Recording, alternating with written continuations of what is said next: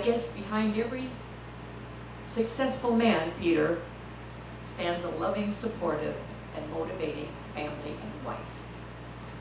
Just last year in November, we were all here to bless this site and the beginning of the construction of the Guam Regional Medical City, the only privately owned and operated acute care hospital, not only on Guam, but in this entire region of the Pacific. Our only civilian hospital has been overtasked and overwhelmed in its gallant efforts to provide good health care for all our Guam residents and FAS citizens. The establishment of the Guam-owned medical city will not only increase the number of acute care beds on island, it will expand the scope of healthcare services for our island and the Micronesian region, reducing the need for residents to travel long distances for medical procedures presently not available on Guam. Additionally, the Guam Regional Medical City will become a major employer on our island. Always remember that. We have many nurses graduating from the University of Guam every year and others, creating and providing more job opportunities for our island residents, not only in the hospital itself, but in industries which will provide auxiliary services to this facility. So today we celebrate the pouring of the foundation of the Guam Regional Medical City. We look forward to and await the completion in 2014, when it will welcome its first patients. Again, to Pete Scrow and his fellow foundation members who made today possible, Undonkalu Nasijus Masi. To my dear friend, Mayor Melissa Savares, you have something else to be responsible for now, besides that great city of Dedido. Congratulations on this new addition to your village. And again, thank you for the honor and the privilege that you've given me. And may God bless all of us, our beautiful island, our beautiful people, and God bless the United States of America. Sijus Masi, maraming salamat po.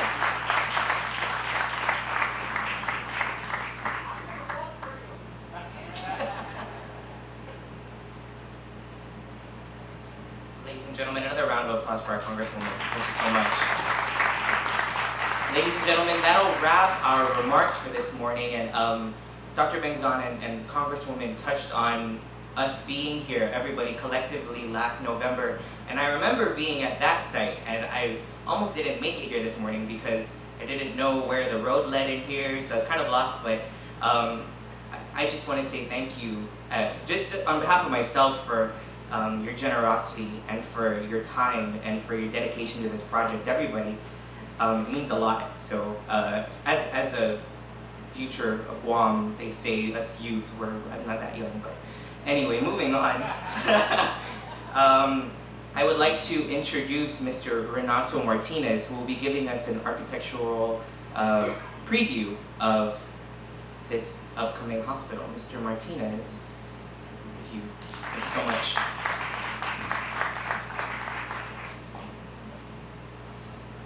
Good morning, everyone.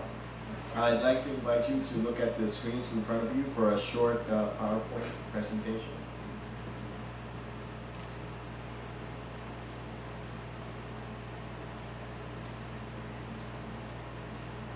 Hard to imagine that a little over a year ago, we visited the very same site that we're standing on. It was actually May 9th, to be exact, 2011. Since then, in the process of our design, the design team, comprised of not just the architects and the engineers, but also of DCK as the construction manager, Guam Healthcare and Hospital Development Foundation, the Medical City, and various Guam agencies, and of course the end users, such as the local doctors, nurses, and medical professionals. We went through numerous consultations to develop the design program. The design team went through What we are now celebrating is the culmination of all these efforts. For an architect, the excitement level really is only second to that time hopefully in the near future, that we will open the doors for the first patient. This ceremonial pour represents literally the strengthening of the foundations where the rest of the hospital will stand on, and symbolically the entire design and construction team's commitment to building a world-class medical facility for the people of Guam. So what you're seeing in front of you is the site development plan that shows the scope of the work. We have the lot, a linear lot. We have the main access on Route 3. There will be a new signalized intersection to provide controlled access to the site on Route 3. Okay, the linear configuration allows us to have a linear footprint of the building. Okay, the design now allowed us to have 5 full stories with lower level at the lower part of the site. What you're seeing now is the first floor, which is the main floor. On the main floor, which is the main access to the building, we have where the more public-oriented spaces are, such as the radio oncology unit, where we have a linear accelerator and brachytherapy treatment unit. We have imaging, where we have MRI, CT scan, all sorts of x-rays, a mammograph, bone densitometer. We have an emergency unit. We have an urgent care unit, chemotherapy and pain clinic, pharmacy, and various other clinics. The second floor is where we have the more private parts of the hospital. We have the intensive care, the neonatal intensive care, the IMU, or the intensive maternal unit, and the operating suites. Third floor, we continue with the physical medicine and rehab clinic. We have the neurology clinic. We have the administration offices and the laboratory. One feature of this building is the roof garden we have on the third floor roof deck, which is designed to minimize the heat island effect and thereby making the building more efficient energy-wise. It's also envisioned as a healing garden, reinforcing the holistic approach to healthcare delivery by the medical city. The upper floors are where we have the nursing units or the hospital beds. We have one wing dedicated for OBGYN. We have what we call the LDR, or it's actually a one-stop shop for pregnant patients to labor, deliver, and recover without leaving the comfort of their rooms. And we have surgery units on the other wing of the fourth floor. And on the fifth floor, we have a pediatric wing and the general medicine wing. And the lower level is where we have the back of the house services, such as the dietary, nursing admin, material management, and so on. Exterior is predominantly reinforced concrete designed to withstand seismic forces and severe typhoon forces. As you can see, the surroundings will be landscape.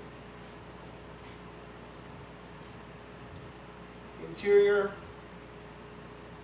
spaces, we have a 2-story main lobby designed to be a welcoming space, centrally located to provide access to the various parts of the hospital. What we're seeing now is a representation of a work of art in the lobby that will be commissioned to a local artist, which is to provide an installation that will reflect the local Guam and Chamorro heritage. So as you look through the various images, our team is currently adding final touches to the design, where we are focusing on not just providing a hygienic environment, but also on providing a total healing environment.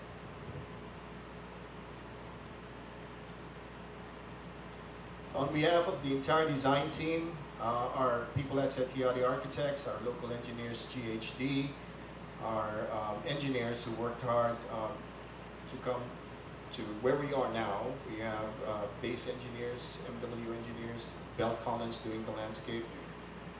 We're very happy to be part of this monumental endeavor, and we are committed to providing you the best service that we all deserve. Thank you very much.